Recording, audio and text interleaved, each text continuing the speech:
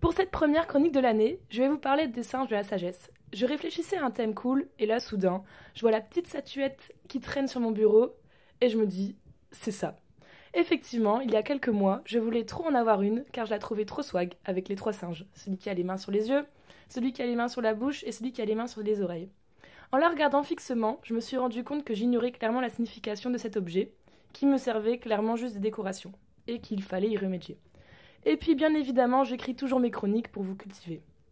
Donc déjà, c'est un symbole d'origine asiatique et à la base c'était une phrase en chinois. Je ne parle pas chinois donc je vais simplement vous la dire en français. De ce qui est contraire à la bienséance, ne pas regarder, ne pas écouter, ne pas le dire, ne pas le faire.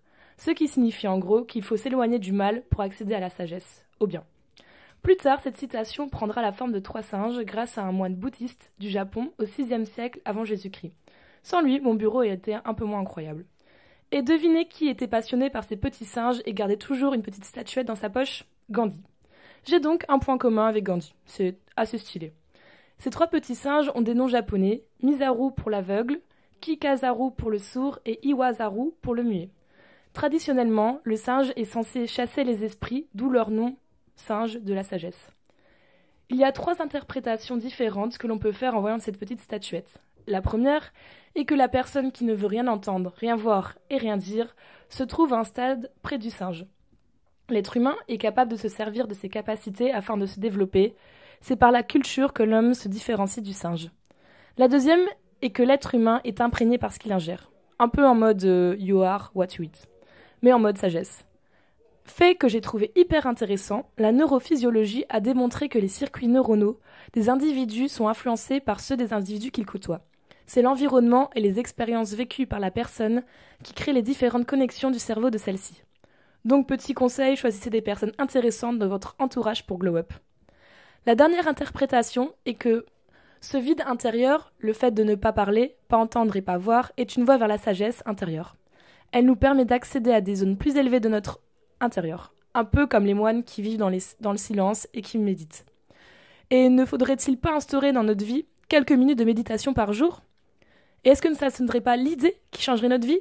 En effet, méditer a énormément de bienfaits. Vous êtes stressé en ce moment, car oui, on est quand même en S5 et vous avez encore touché à rien? Ou vous êtes stressé car vous vous demandez qui dans les Marseillais vs le reste du monde va gagner? Une des solutions pour vous est la méditation. Il a été prouvé que celle-ci favorise le bien-être mental et permet d'éviter la dépression. Elle permet aussi de stimuler le cerveau. Elle favorise la mémoire, l'attention et limiterait les effets de l'âge. Elle permettrait de réduire les problèmes d'inattention. Est-ce la solution pour devenir organisé et mieux gérer sa vie? Peut-être. Il a été prouvé aussi que de longues pratiques de méditation permettraient de réduire les réponses cérébrales à la douleur. Vous aurez donc moins mal si vous vous prenez l'orteil contre un coin de meuble. Même si vous êtes déjà complètement impressionné par tous ces bienfaits et que vous comptez vous lancer dès maintenant dans la méditation, il me reste un argument dans la poche. La méditation est bonne pour notre système cardiovasculaire. Les maladies cardiovasculaires sont les premières causes de mortalité dans le monde. Elles représentent 31% des décès. Il est donc nécessaire d'entretenir notre système. Je viens de vous introduire énormément de sagesse dans votre vie. Maintenant, j'ai hâte de voir des groupes de méditation se créer sur Facebook qui sait, pourraient devenir un lieu de rencontre entre gens sages.